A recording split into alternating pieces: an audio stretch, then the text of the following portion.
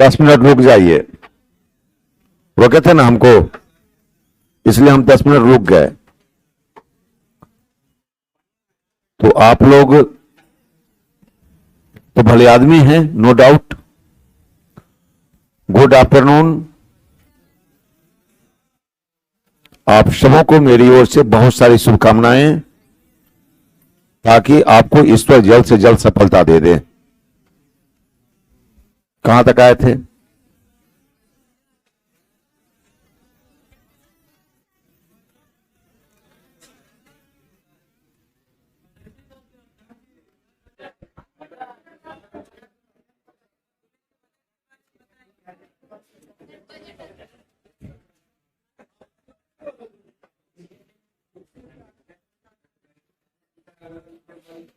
Budget तो पढ़ना ही है हम लोगों को, क्रमशः तय करेगा। तो कहिएगा तो उसकी चर्चा कर दें, या नहीं तो बजट किस में पढ़ें? आए कर दें पक्का?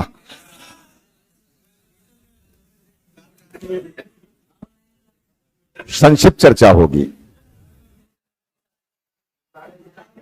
विस्तार का समय नहीं है। विस्तार का समय में बजट शब्द की उत्पत्ति जो हुई है, रुक जा बाबू, चैप्टर को, ऑनलाइन वाले चैप्टर को रोक दिए। लड़कों की डिमांड है कि थोड़ा बजट पर चर्चा कर दी जाए, थोड़ी सी चर्चा। तो थोड़ी सी चर्चा मतलब पौन घंटा में थोड़ी सी चर्चा होती है। पौन घंटा में बजट खत्म नहीं होता है।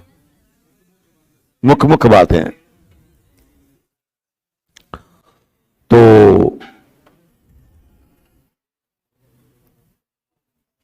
बजट, भारत में जो बजट प्रस्तुत किया जाता है वह राष्ट्रपति के आदेशानुसार, वित्त मंत्री के आदेशानुसार नहीं होता है।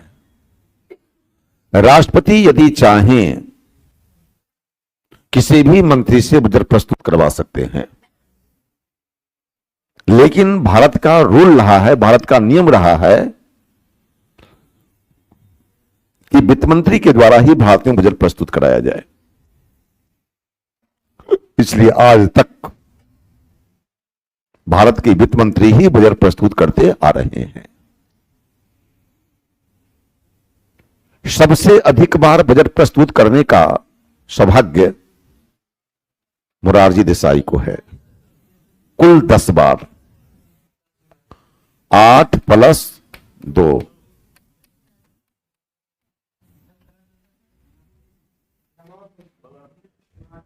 नमो लिख दें, मोरारजी देसाई।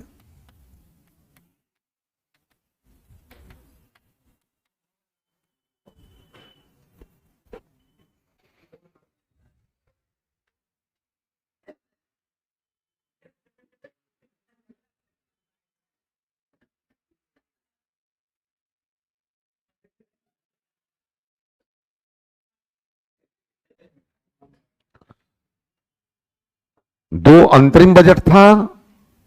जब भी इलेक्शन आता है तो इलेक्शन के जैसे समय में अंतरिम बजट ही प्रस्तुत किए जाते हैं। 4 महीने का होता है प्रायः अंतरिम बजट। 24 में इलेक्शन आ रहा है, फिर 4 महीने के लिए बजट प्रस्तुत किया जाएगा, और फिर जो सरकार बनेगी तो वो 8 महीने के लिए बजट प्रस्तुत करेगी। यानी 2 बार बजट प्रस्तुत होता है। किस समय? चुनाव के समय में। चुनाव में किसकी सरकार बन जाएगी कोई नहीं जानता है, एक अनुमान होता है। अभी भारत के प्रधानमंत्री बड़े यशस्वी हैं, नो डाउट। राज्य अपने देश से विदेश तक उन्होंने झंडा लहरा दिया है, और इस कोरोना काल में भी भारत की अर्थव्यवस्था को सुधार करके रखा है। यह इनकी महानता है, यह इनका बड़प्पन है। ऑनलाइन है, प्रशंसा करेंगे। अरे हंस मत, हमको हंसी बढ़ जाएगी बोलेगा तो विकास दर 6.2% हमारे IMF ने विकास दर का अनुमान लगाया है। और पूरे विश्व की अर्थव्यवस्था डगमगाई हुई है, चरमराई हुई है, उसके बाद भी भारत की अर्थव्यवस्था अगर इतनी चल रही है, ये बहुत बड़ी बात है। इसलिए ऐसे प्रधानमंत्री को सलाम है। वाह, बहुत अच्छा। आज आप पड़ोसी देश को देखिए, चाइना की स्थिति भी खराब है, रशिया की स्थिति भी खराब है, यूक्रेन की स्थिति बहुत खराब है, और इंग्लैंड की स्थिति भी बहुत खराब है। पाकिस्तान की स्थिति अत्यंत दयनीय है। लेकिन याद रख, एक बात जीवन में याद रख, किसी की दयनीय स्थिति देख करके हंस मत। पता नहीं समय किसकी ओर कब करवट ले लेगा, कोई नहीं जानता है। समय जब करवट लेता है तो बड़े बड़े रावण जैसे महाप्रतापी को भी पहाड़ के नीचे धंसा देता है, जो पहाड़ को खुद ऊपर लेकर चलता था हाथ से। इसलिए किसी की समस्या पर हंसना नहीं चाहिए। लेकिन हां, इतना जरूर है कि पाकिस्तान जितना भारत की बर्बाद करने में एनर्जी लगाता है, उतना एनर्जी अगर अपने विकास करने में लगा दे तो विकास कर जाएगा वो।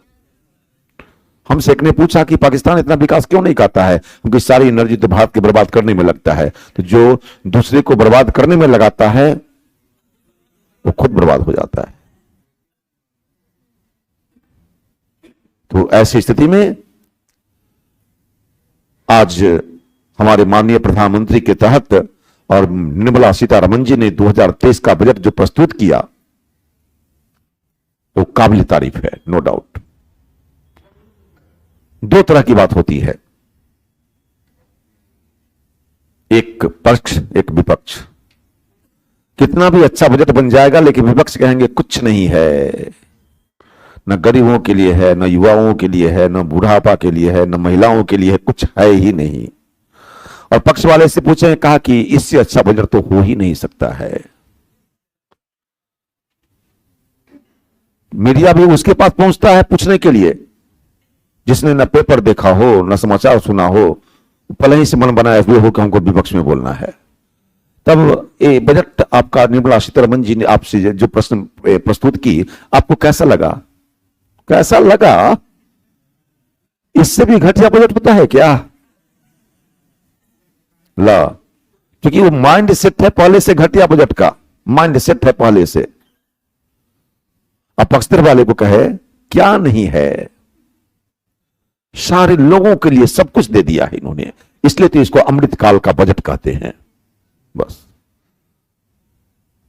5 मिनट बिता देंगे इसी तरह से कहते कहते, 2 मिनट तो बोलना ही है, ज्यादा बोलना नहीं है। लेकिन तो कुछ बातों के साथ मैं आपको बतलाता हूं कि भारत के वित्त मंत्री ने बजट जो प्रस्तुत किया है, उस प्रस्तुतिकरण के बारे में अगर आप देखें तो थोड़ा सा आप जान लें इस बात में कि सच ये बात यह है कि मिडिल क्लास के लिए यह बजट जरूर फायदेमंद है, नो डाउट, इसको कोई नकार नहीं सकता है। अब ये अलग बात है, ये अलग बात है कि लोग इसको क्लेम करते हैं। वो किसके लिए? कहा कि वो इलेक्शन के लिए हुआ है, क्योंकि 2024 में इलेक्शन है, इसलिए लुभावना कर दिया गया है। खैर, अब सोचिए, मिडिल क्लास के लिए राहत दी गई है, सभी पक्षों के लिए। सच कहें तो यह सभी पक्षों के लिए बजट है, चाहे युवा पक्ष हो, महिला पक्ष हो, पुरुष पक्ष हो, सबके लिए किया गया है। इस सबको पक्ष लेकर के बजट चलता है। दूसरी बात कहता है, विशेष तो हम परीक्षा की दृष्टि से लिखाएंगे, जब बजट पढ़ाएंगे ना उसमें लिखा देंगे, अभी केवल सुनना है आपको, सुनना नहीं, सुनना है, ये ना कि सुनना,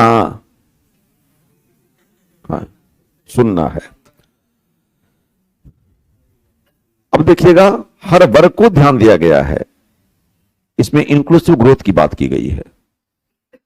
इस बजट में इंक्लूसिव ग्रोथ की बात की गई है, यानी सबों का विकास, सबका साथ सबका विकास, इस बजट में चर्चा की गई है। ताकि आगे नहीं, ज्यादा बोलेंगे अतिशोक्ति हो जाएगी। सबका साथ सबका विकास। ग्रामीण विकास के लिए विकास को बढ़ावा दिया गया है, जबकि किसान के बजट के आंकड़े को घटा दिया गया है। ऐसा नहीं, किसान के आंकड़े को घटा दिया गया है, लेकिन 20 लाख करोड़ ऋण देने की बात भी की गई है। आंकड़े भले ही कमजोर दिखते हैं, लेकिन विकास की बात तो की गई है इस बजट में। अब कहता है 10 लाख करोड़ तक इंफ्रास्ट्रक्चर पर निवेश करने की बात है इसमें। इस बजट में 2023 के बजट में 10 लाख करोड़ तक निवेश करने की बात की गई है। विपक्षी हमारे स्पष्ट कहते हैं कि इसमें रोजगार की कहीं चर्चा ही नहीं है। अरे किसी शब्द की चर्चा करने से नहीं होता है। श्रीमद् भागवत में कहीं भी राधा शब्द का प्रयोग नहीं आया है। राधा शब्द का प्रयोग श्रीमद् भागवत में कहीं भी नहीं है। कितनी बड़ी बात है। राधे राधे, कृष्ण कृष्ण, कृष्णा कृष्णा मतलब राधे। तो हमारे ऋषि मुनि कहते हैं, हमारे महात्मा लोग कहते हैं, हमारे प्रवचन वक्ता कहते हैं राधे नहीं है, लेकिन श्री का अर्थ राधा ही होता है, इसलिए श्री शब्द का प्रयोग है श्रीमद् भागवत में। वही बात है यहां। रोजगार का प्रयोग, विपक्षी लोग कहते हैं कि रोजगार का प्रयोग किया ही नहीं गया है, लेकिन सच यह है कि अप्रत्यक्ष ही सही, बिना रोजगार का तो बजट हो ही नहीं सकता है। समझने का फर्क है केवल। आप दिमागी रूप से बना लेंगे कि हमको विपक्ष में जाना है, हमको विरोध करना है, तो अलग सी बात है। ये कहा गया 10 लाख करोड़ तक के इंफ्रास्ट्रक्चर पर निवेश करने की बात की गई, यानी सड़क पर, पुल पर, बिजली पर, ये इंफ्रास्ट्रक्चर है कि नहीं है। ऐसे इंफ्रास्ट्रक्चर पर निवेश करेंगे। दो तरह का इंफ्रास्ट्रक्चर होता है, एक सामाजिक, एक आर्थिक। आर्थिक इंफ्रास्ट्रक्चर से देश का विकास होता है, सामाजिक से भी विकास होता है, लेकिन आर्थिक विकास में इंफ्रास्ट्रक्चर का डायरेक्ट योगदान होता है और सामाजिक में इनडायरेक्ट योगदान होता है। जैसे बिजली अगर कट जाए तो उद्योग चलेगा। इसका मतलब बिजली जैसे आर्थिक इंफ्रास्ट्रक्चर उद्योग के विकास में डायरेक्ट योगदान देता है। सही बात है कि नहीं है। मकान थोड़ा सा कमजोर भी रहेगा तो काम चल जाएगा। मकान कितना अच्छा है यदि फिर नहीं करता है, लेकिन डिपेंड तो वो भी करता है, वो अप्रत्यक्ष योगदान देता है। अब बताइए, सड़क का निर्माण होगा, पुल का निर्माण होगा, रेलवे का निर्माण होगा, रेलवे पटरी का निर्माण होगा, तो लोगों को रोजगार मिलेगा कि नहीं मिलेगा। तो 10 लाख करोड़ निवेश करने की इस पर बात की गई है। तो जब 10 लाख करोड़ निवेश होगा इंफ्रास्ट्रक्चर पर, तो लोगों को रोजगार मिलेगा। तो रोजगार की बात यहां की गई कि नहीं की गई। अब अगर इस शब्द से ही, अरे शब्द को नहीं पकड़ना चाहिए, उसमें भाव क्या है उसको पकड़ना चाहिए। भाव क्या है, शब्दों पर केवल ध्यान ना दें। तो 10 लाख करोड़ इंफ्रास्ट्रक्चर पर निवेश करने का मतलब है लोगों को रोजगार मिलना। रोजगार की बात की गई कि नहीं की गई, सो बताइए अब, बोलिए सर।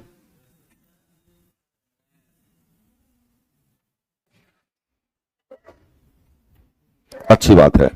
अब कहता है ड्रोन के लिए शिक्षित करना रोजगार सृजन का, यह भी एक लाइन है। ड्रोन समझते हैं ना। अच्छा, ड्रोन कोई वहां जो 10 लाख इंफ्रास्ट्रक्चर पर निवेश करने की बात की गई, शिक्षित अशिक्षित दोनों लोगों को किया गया।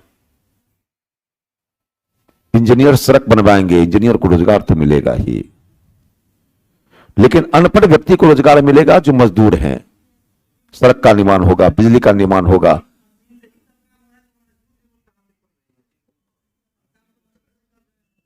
बिना मजदूर का मशीन भी कुछ नहीं कर सकता है बाबू।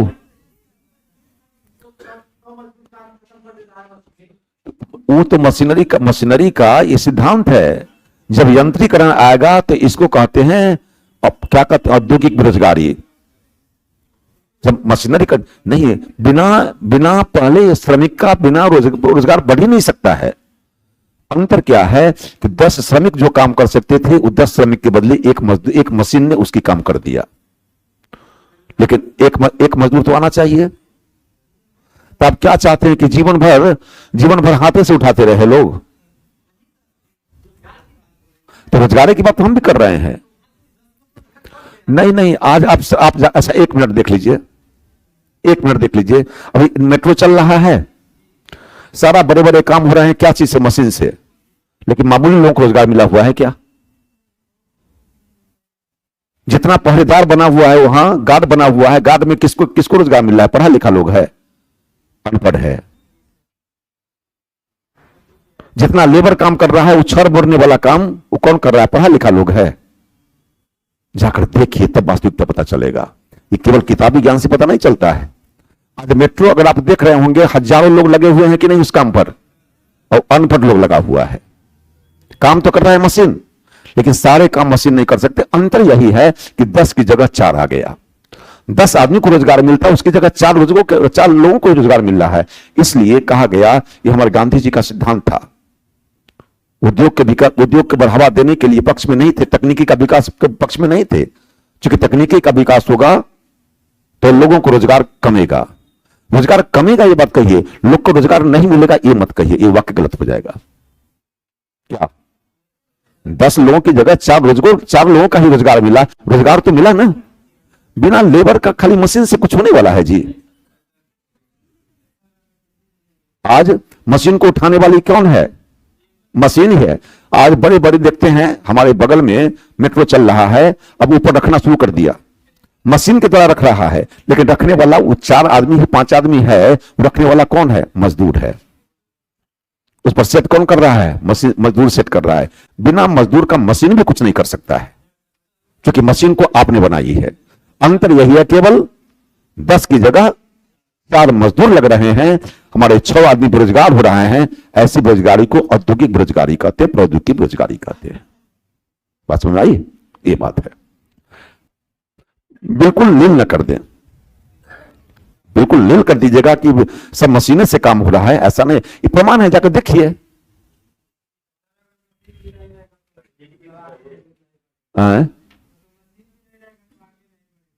जब मशीन नहीं रहेगा तो आदमी ज्यादा बढ़ेगा, सब काम आदमी से करना पड़ेगा। जैसे आज खादी ग्राम उद्योग का कपड़ा क्यों महंगा है? लेकिन विकास के लिए जरूरी है ना।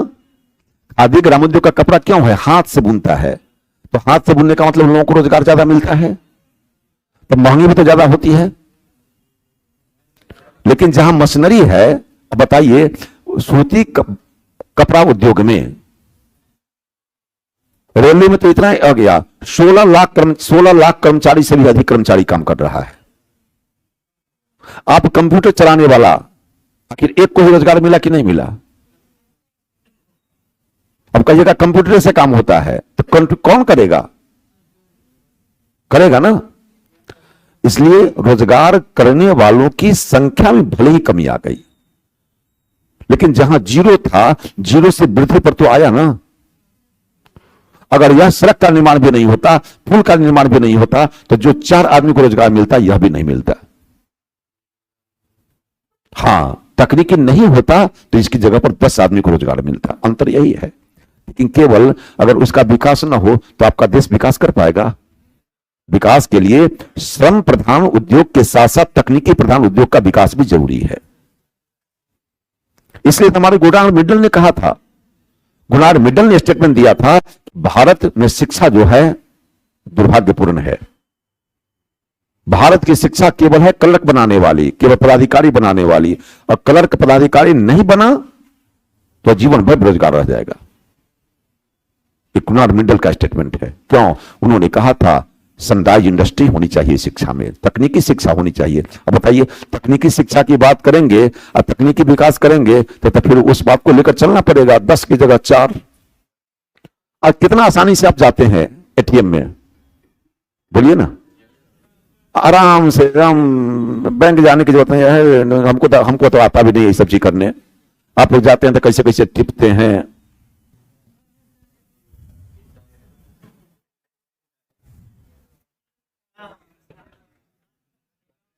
पैसा निकाल लिए झट से।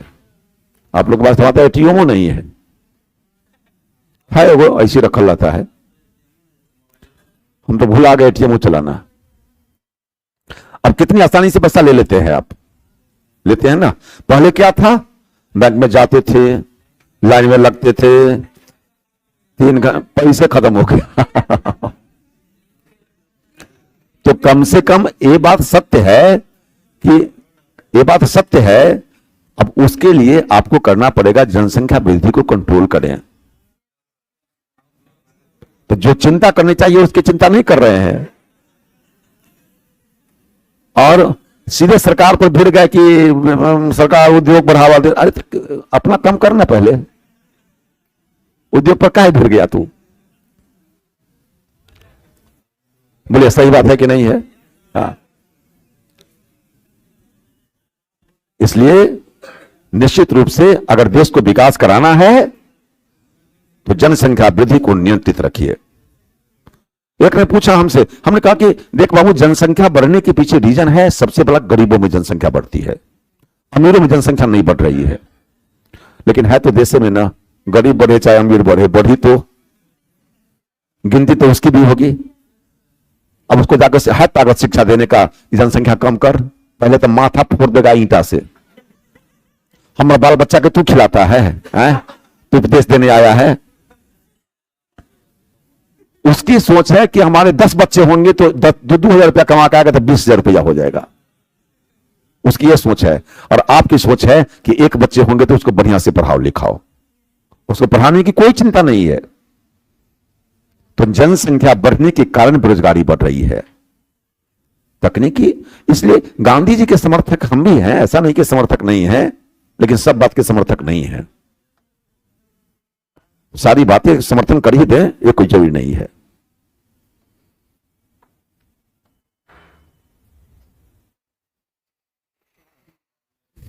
तो 87 मिनट का, अच्छा देखिए, अमेरिका या बड़े देश या पड़ोसी देश के कारण जब महंगाई बढ़ी है, और उस स्थिति में भारत की महंगाई को देखा जाए तो हम बहुत ठीक स्थिति में हैं।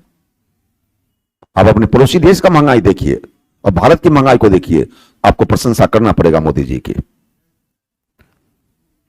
और इन्होंने कहा था अच्छे दिन आएंगे, लेकिन कब कहा था डेट निश्चित नहीं किया था, ताकि लोग आशा में रहे कि अच्छे दिन आएंगे। अभी कितना बीतवे किया है? 14, 26, 22, 8 साल बीता है।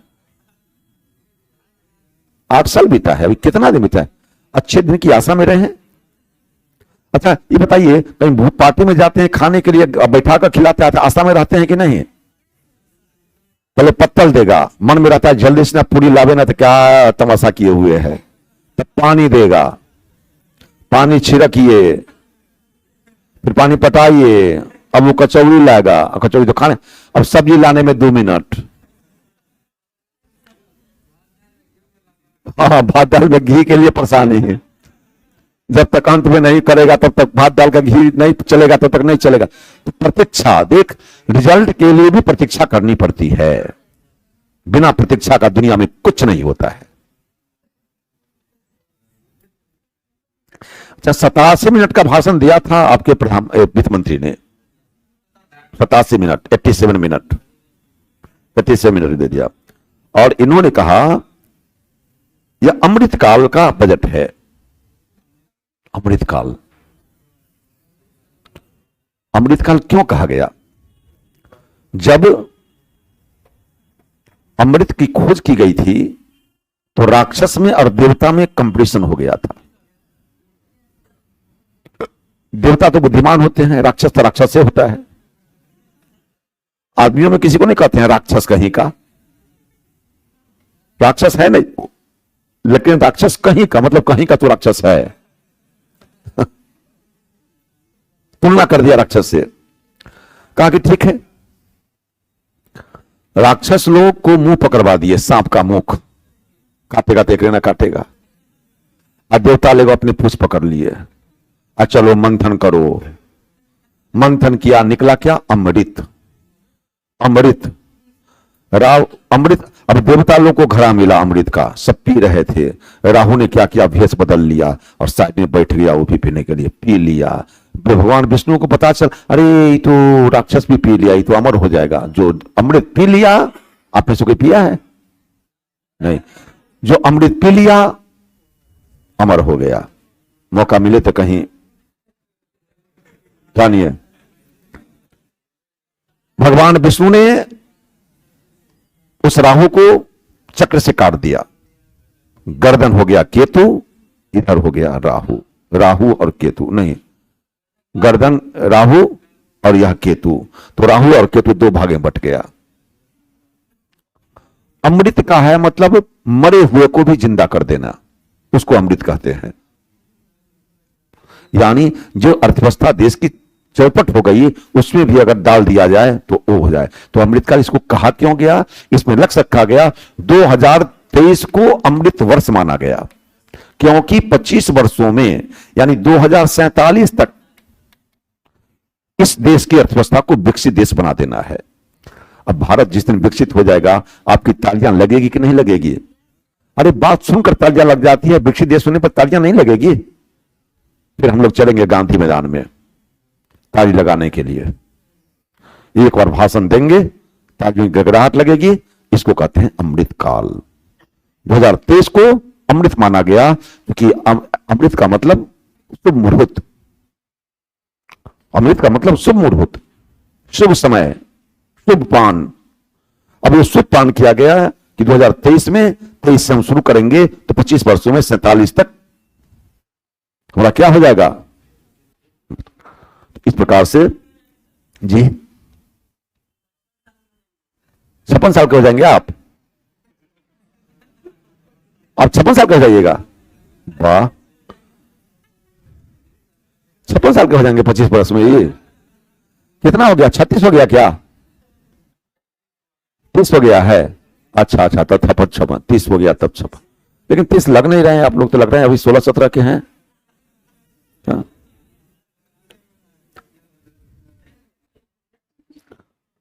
हाँ हम देखेंगे कि नहीं देखेंगे ये कहना मुश्किल है, विकसित देश हम देखेंगे कि नहीं ये कहना मुश्किल है। और कहता है कितने मिनट का भाषण हुआ है, 87 मिनट का, और कहता है पूंजीगत खर्च को बढ़ाने पर जोर दिया गया है और 10 लाख करोड़ पूंजीगत खर्च होगा। पूंजीगत खर्च कितना होगा, पूंजीगत खर्च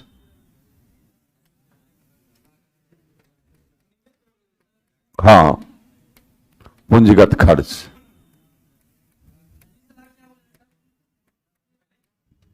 पूंजीगत खर्च 10 लाख करोड़। अब जरा बताइए,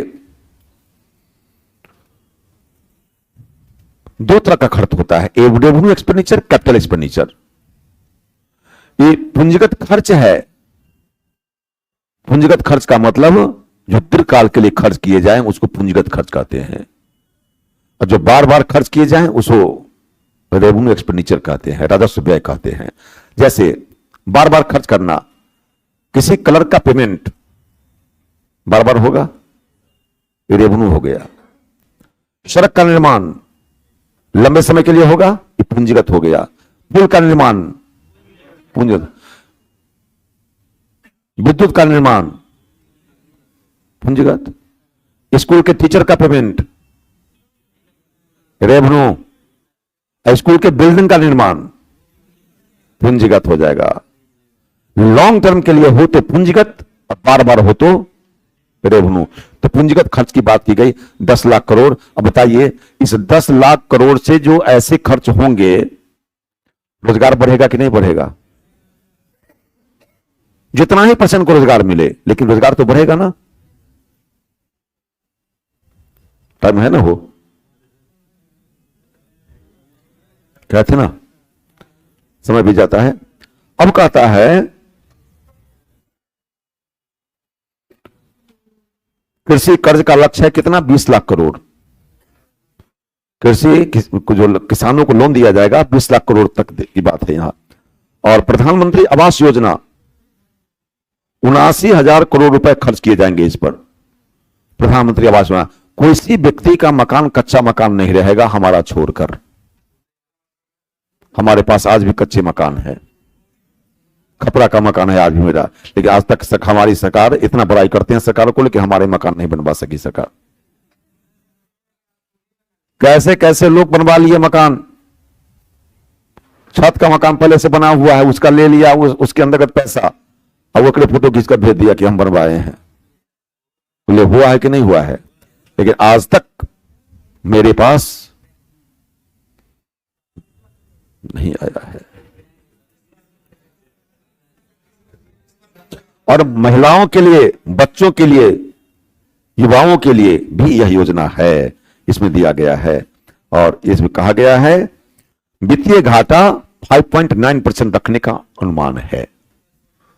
इसका मतलब है फिजिकल डेफिसिट, वित्तीय घाटा 5.9%, इसी को राजकोषीय घाटा भी कहते हैं। अब वित्तीय घाटा 5.9% रहने का अनुमान है, इसका मतलब सरकार दिल खोलकर खर्च कर रही है।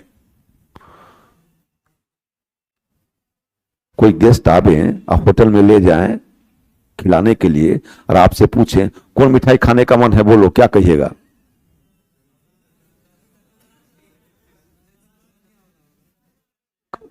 अरे चौपट आदमी होगा वही कहेगा कि रसमलाई खाएंगे हम।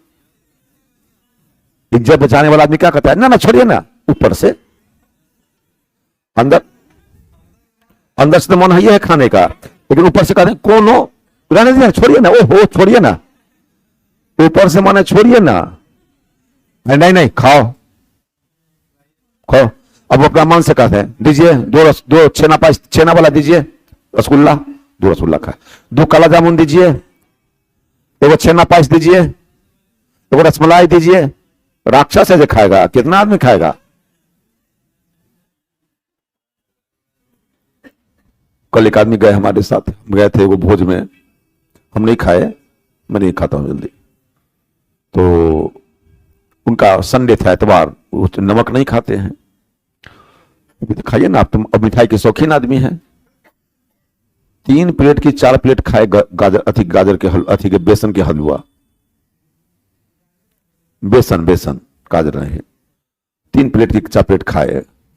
उसके बाद करीब 5-6 को खाए रसगुल्ला, अब 5-6 को खाए गुलाब जामुन, उसके बाद फिर जलेबी खाए। बाप रे बाप, हम गिनना बंद कर दिए, उसके बाद हम छोड़ दिए, हम अब नहीं, अब नहीं, हम गिन रहे थे, जब तक खा रहे थे तब हम गिन रहे थे, लेकिन हमको लगा कि ना, अब गिनना बेकार है, परेशानी हो जाएगी, गिनती करवा जाएगा हमारा, हम छोड़ दिए। तो राजकोषीय घाटा कितने का अनुमान है? 5.9%। ये इंपॉर्टेंट चीज है, याद रखिएगा। फिजिकल डिफिसिट है कितना? 17,86,816 करोड़ रुपए, यही है। और यही है 5.9% जीडीपी का, ये जीडीपी का 5.9%, जीडीपी का 5.9%, यानी सरकार इतना और व्यवस्था करेगी, 70, 68, 45, ये हो गया प्राइमरी डिफिसिट। मतलब सरकार को इतना कर्ज लेना है, बाजार से लेना है, जनता से लेना है, विदेश से लेना है, ये मूलधन की बात है, कर्ज का केवल मूलधन का भार इतना है, मतलब इतना टोटल, इतना लोन, अब प्लस इंटरेस्ट 80,000, कितना हो गया? 90,000, ये 20 कर दीजिए ना, 1 लाख मान लीजिए ना, 1 लाख, यानी लोन से ज्यादा भारत में इंटरेस्ट का भार है सरकार के ऊपर। सरकार को लोन से ज्यादा इंटरेस्ट का भार है सरकार को। और इस प्रकार से अब है एक सप्तर्षि बजट, उसको सप्तर्षि बजट भी कहते हैं।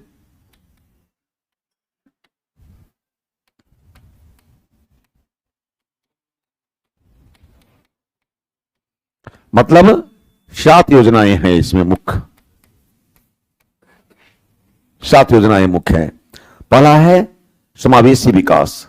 समावेशी विकास का मतलब सबका साथ सबका विकास, यही है समावेशी विकास। सबका साथ सबका विकास, सबका साथ सबका विकास।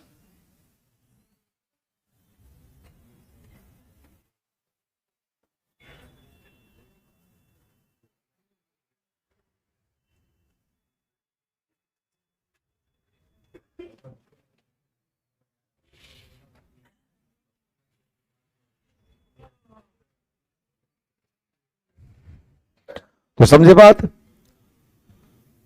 खैर, इसको पूरा करना है, कर देते हैं। समावेशी विकास मतलब सबका साथ सबका विकास, यानी देश के विकास में सबका साथ चाहिए, सबका हाथ चाहिए, सबका विकास चाहिए। किसी खास पर्सन का विकास नहीं, सबका विकास होना चाहिए।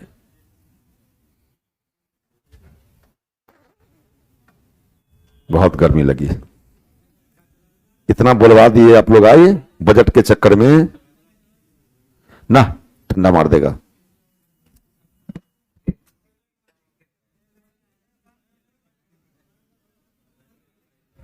ना, लाइट कम कर।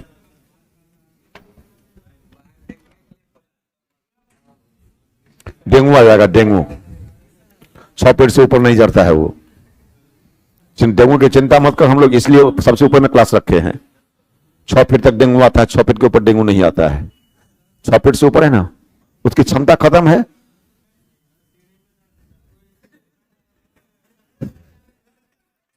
हाँ, किसी कन्ना पर चढ़कर आ जाएगा तो आ जाएगा। काम खुरपाती नहीं है, ये सब पूरा खुरपाती है। और कहता है युवाओं के लिए कृषि वर्धन निधि, ताकि उसमें नई नई तकनीक का प्रयोग हो सके, तो नई नई तकनीक में पढ़े लिखे लोगों को रोजगार मिल सके। कितना पढ़े लिखे लोग क्यों ना हो, लेकिन खेती की बारी आती है तो पूछने की बारी आती है तो किसान से ही लोग, बाबूजी से ही पूछते हैं, चाचा ये खेत में ये कौन खाद डालें? आप पढ़े लिखे हैं, वो अनपढ़ है, फिर भी आपसे अच्छा जानते हैं वो। सही बात है कि नहीं है? और यहां रखा गया है कृषि वर्धन निधि। कृषि वर्धन निधि का मतलब कृषि को बढ़ावा हम नई तकनीक के माध्यम से दे, ताकि पढ़े लिखे लोगों को रोजगार इसमें मिल सके। और चौथा है इंफ्रास्ट्रक्चर का विकास। इंफ्रास्ट्रक्चर को निवेश कैसे करें, कैसे इंफ्रास्ट्रक्चर का विकास करावे, उसकी बात है। और पांचवा है मोटे अनाज का बढ़ावा। मिल्ट समझते हैं ना, मोटे अनाज, मोटे अनाज को बढ़ावा देना। मोटा अनाज पर क्यों जोर दे रहे हैं? मोटे अनाज पर जोर इसलिए दे रहे हैं, किस लिए? इसलिए ताकि आप स्वस्थ रहें।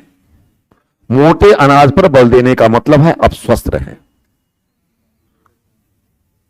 कितने लोग हैं जो मोटी मोटी रोटी खाते हैं?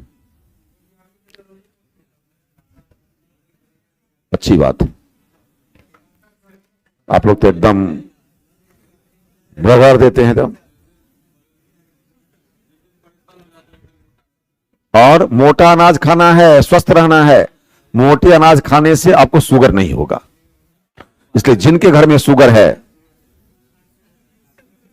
उन्हें कहो कैमल का दूध पिए। कैमल का दूध पिए। हाँ, राजस्थान से मंगवावे, डिब्बा आता है उसका। और मोटा अनाज खाए। गेहूं खाएगा शुगर बढ़ेगा, चावल खाएगा शुगर बढ़ेगा। हम लोग के यहां शुगर क्यों बढ़ रहा है? क्योंकि हम लोग गेहूं के और चावल को तोड़ तबोड़ देते हैं, दम धर के जितना रगड़ सके उसको रगड़ देते हैं। गेहूं की रोटी 10-12 पहुंचा देते हैं, और चावल तो बहुत थारी होना चाहिए। और कृषि लोन 20 लाख रुपए तक, 20 लाख तक नहीं, 20 लाख करोड़ रुपए तक। कृषि लोन कितना? 20 लाख करोड़ रुपए तक देने की बात है। और मछुआरा के लिए, यानी मत्स्य पालन के लिए, मछुआरे के लिए 6000 करोड़ रुपए। 6000 करोड़ रुपए, 6000 नहीं, 6000 करोड़ रुपए।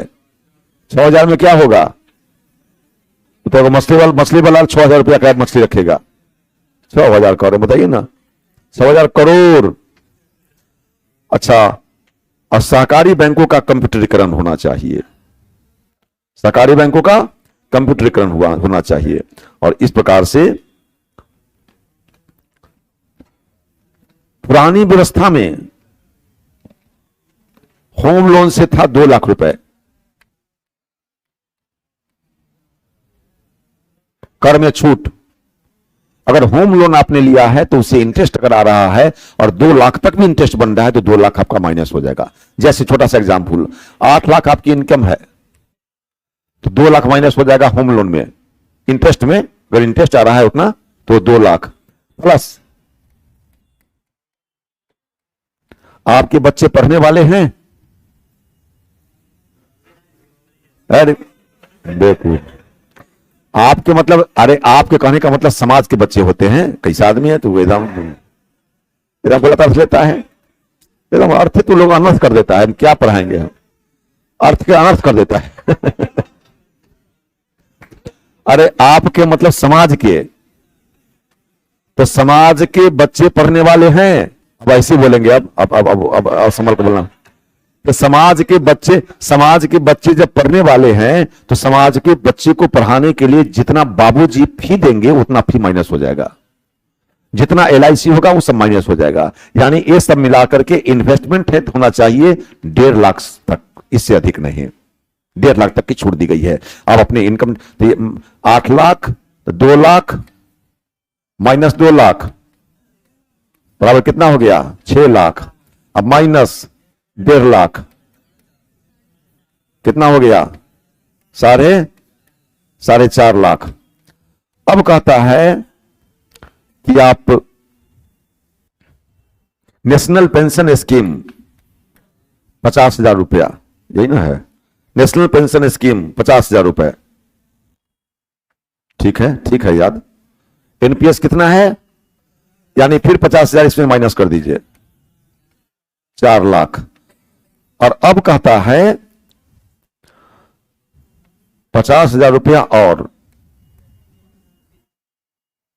मेडिकल का, किसका, मेडिकल का। अब कितना हो गया, अब बताइए टैक्स स्लैब कितना है, 2.5 लाख तक जीरो।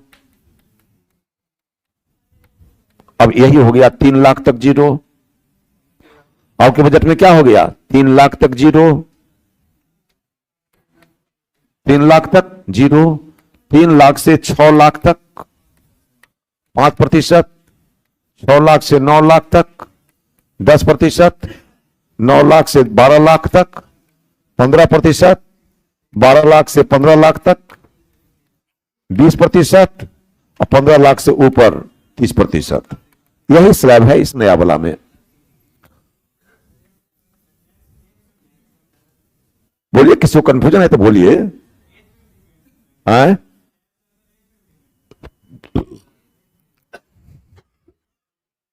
अगर 80 वर्ष से ऊपर के हैं तो 5 लाख तक कर मुक्त है आपका। 80 वर्ष से ऊपर वाला कोई है?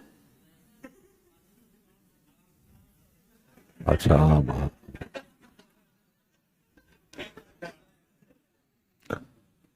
आज हम पर भिड़ा हुआ है सब, बस तो पढ़वा लिया, भिड़ी हो गया है हम पर। चल मान ले हम हैं 80 वर्ष से ऊपर वाला हटा, तो 80 वर्ष से ऊपर वाले को 5 लाख तक कर मुक्त है। और जब 2.5 लाख यहां था तब वरिष्ठ नागरिक के लिए 3 लाख तक कर मुक्त था। वरिष्ठ नागरिक मतलब 60 वर्ष से ऊपर। आप लोग हैं कोई? माने हम 80 में हैं, हम 60 में हैं, सब में हम ही हैं। अब ऑनलाइन वाला से पूछना पड़ेगा जो हम किस में हैं। तो 3.5 लाख है। अब बताइए, ये तो सब माइनस हो गया। अब पुराना वाला क्या है, 2.5 लाख तक जीरो, 5 लाख तक 5%, अब 5 लाख से 10 लाख तक 20%, अब 10 लाख से ऊपर 30%। यही है पुराना वाला जो पुराना चला रहा है। तो कहता है कि ये सब माइनस होगा आपको कहां, जब पुराना वाला लेंगे तब। देखिए ठीक से समझिए, पुराना वाला लेंगे तो सब माइनस हो जाएगा, और नया वाला लेंगे तो ये सब कोई माइनस नहीं होगा। फिर 8 लाख पर टैक्स देना पड़ेगा।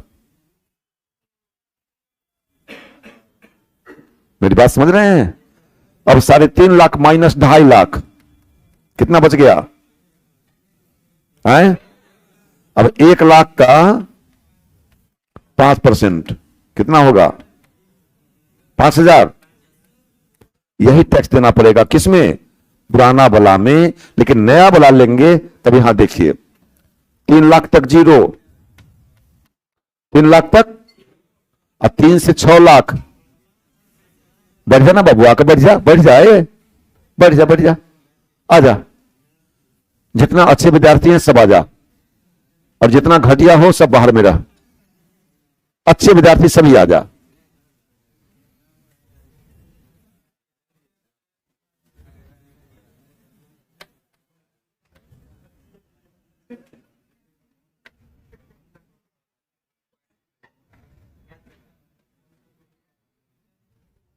कितना यहां से हटा दिए।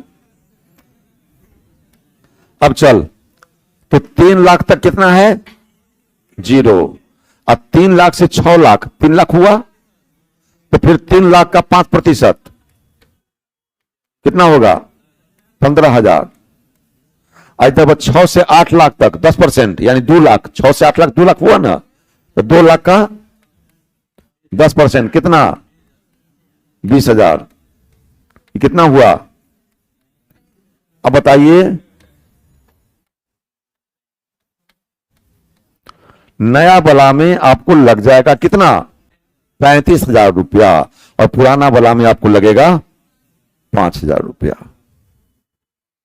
लेकिन वाहवाह करने की जरूरत नहीं है, समझने की जरूरत है। ये तो उसी को न मिलेगा जो मकान लिया होगा। जो मकान नहीं लिया होगा वो वाहवाह काहे करेगा, आहो।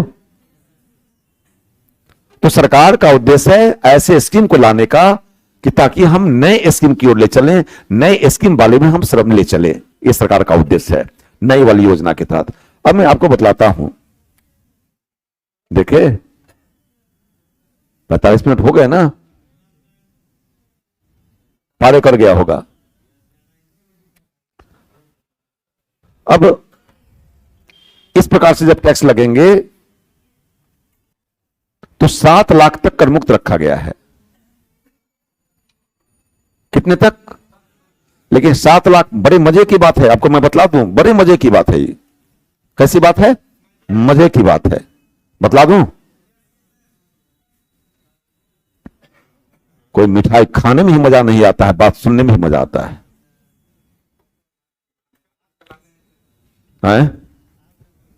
क्या बोले, अच्छा अच्छा, 7 लाख, 7 लाख हुआ कि नहीं। हम गिनते उनते नहीं है, गिनते लिखते जाते हैं, जहां पूर्णा होगा पूरेगा। हम गिनते नहीं है, एक हम काहे गिनने जाएंगे, अंदाज लग जाता है कि पूर गया होगा। घटेगा तो बढ़ा देंगे, वो बढ़ेगा तो हटा देंगे, ये परेशानी क्या है। 7 लाख, 7 लाख तक जीरो है, पहले 5 लाख तक जीरो था, 5 लाख तक। लेकिन सच कहिए, स्लैब में अभी आपने क्या देखा है, 2.5 लाख तक जीरो, अब हुआ 3 लाख तक जीरो। तो अब कहता है 3 लाख तक जीरो, अब 3 लाख से 6 लाख, तो 3 से 6 कितना लाख हुआ, तो 3 लाख का 5% कितना होगा, 10,000, 15,000, 15, आप ही लोग ना बोले थे।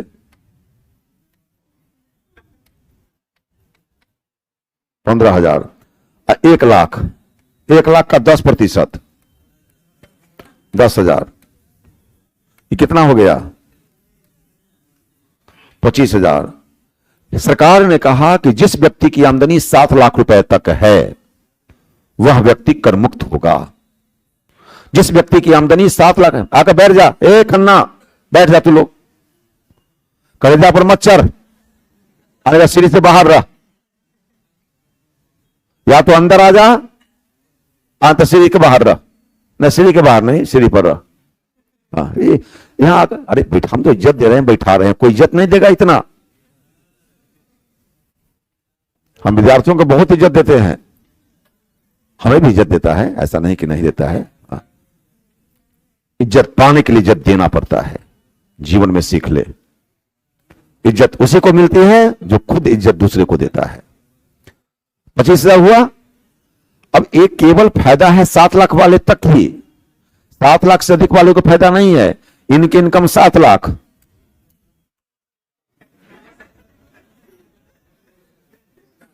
इनकी इनकम 7 लाख। रुक जा, बजट में मैं गर्मी ना छुड़ा दिया, गर्मी ना लगा दिया तो फिर बजट बेकार है। मुख से आवाज नहीं, मुख से आवाज नहीं, हाथ से आवाज चल सकती है, ताली लगा सकते हैं, लेकिन मुख से हुआ नहीं। हमारे क्लास में एकदम नहीं चलता है। एक बैच को कह दिए थे कम से कम कितना अच्छा बैच है कि इसमें हुआ नहीं करता है, बगल में देख कितना हुआ कर रहा है। वे कहते ना सर खाली आप ही के क्लास में हम लोग भी हैं। हम गिल्ला माने बाकी क्लास में हम भी करते हैं वैसा। हम कहते चल हम तो इज्जत किए थे लेकिन डरा दिया। 7 लाख वाले को 25,000 छूट हो गई। अब छूट मिली कितनी? 25,000। तो टैक्स कितना लगेगा? 0, टैक्स 0। लेकिन जिस व्यक्ति की आमदनी 7 लाख 1 रुपया हो जाएगी उसको 25,000 टैक्स देना पड़ेगा। जिस व्यक्ति की आमदनी 7 लाख 1 रुपया भी हो जाएगी, जो सरकार को दिखाएगा, उसकी आमदनी 25,000 रुपया हो जाएगी। और एक बात और, कितना बतलाव है, जो वेतन भोगी व्यक्ति हैं, जो आप लोग तैयारी कर रहे हैं सरकारी नौकरी के, तो आप लोग अगर सरकारी नौकरी वाले हैं, 6 लाख आपकी इनकम है, तो माइनस 50,000 रुपया, इसको कहते हैं स्टैंडर्ड डिडक्शन। सरकारी केवल वेतन भोगी व्यक्ति के लिए 50,000 की छूट कर दी गई है, स्टैंडर्ड डिडक्शन दे दिया गया है। बाकी ये लोग जो हैं, नाम नहीं, ये लोग मतलब नहीं समझ रहे हैं। ये लोग जो हैं आमदनी माइनस खर्चा बराबर बचत टैक्स। लेकिन सरकारी नौकरी वाला के कोई खर्चा नहीं, कोई माइनस नहीं है उसका। अब जितना कमाए उतना पर टैक्स देना पड़ेगा। तो सरकार ने कहा जाओ रसगुल्ला खाओ, 50,000 देते हैं। 1 साल में 50,000 की छूट कर दिया कि 50,000 अपनी इनकम में से 50,000 माइनस कर लो, इसको कहते हैं स्टैंडर्ड डिडक्शन। माइनस कर लो, जो बचेगा उसी पर टैक्स देना। तो आज की कहानी यहीं पर विराम लेती है। आगे हम लोग सैद्धांतिक बात पर जाएंगे बजट का, उस समय व्यवहारिक बात, एक करंट बात तो हो गई। चलिए, धन्यवाद।